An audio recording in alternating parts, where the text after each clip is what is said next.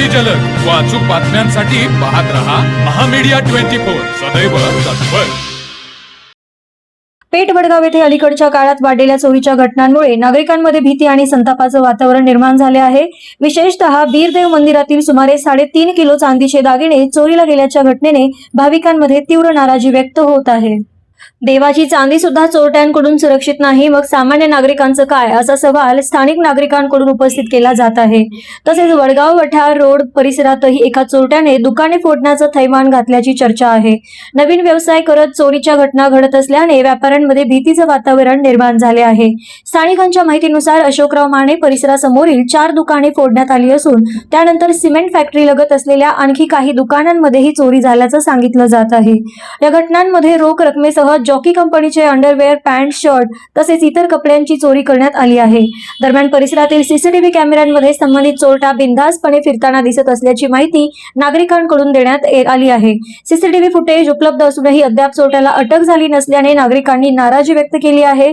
या चोरीच्या घटनांमुळे मोहसिन पटाईत, ओमकार घाटके, साद नदाफ, राजवर्धन खाडे, वैभव गाताडे, जयसिंग निकम, सागर जाधव आणि बंडा चव्हाण या दुकानदारांचे नुकसान झाल्याचे सांगण्यात आले। तसेच समाज कार्यकर्ते विजय अपराध यांनी पोलीस प्रशासनाने तातडीने कारवाई करून परिसरात सुरक्षा वाढवावी अशी मागणी केली आहे। माझ्या बिरोबाचं जे चांदीची 3.5 किलो नेलेले आहे त्याचं भयाभंगाला लागल, ह्यो धनगराचा सराब आहे। अरे नरा धमा, राख रांगोळी होणार रे, राख रांगोळी। आमच्या बिरोबाच्या देवाचं 3.5 किलो चांदी चोरून नेलीस, तुझं काही चांगलं होणार आहे का रे? का तुझा परपंच चांगला चालणार आहे? अरे देवाची चांदी सकटी चोर सोडणं झाल्यात आणि आपल्या वडगावचं पोलीस प्रशासन काय करतंय? आदरणीय एसपी साहेब, बघा तुमच्या जिल्ह्यात काय चाललंय नेमकं। एसपी साहेब, 24 तासाच्या आत ह्या चोरासनी जेल बंद करा।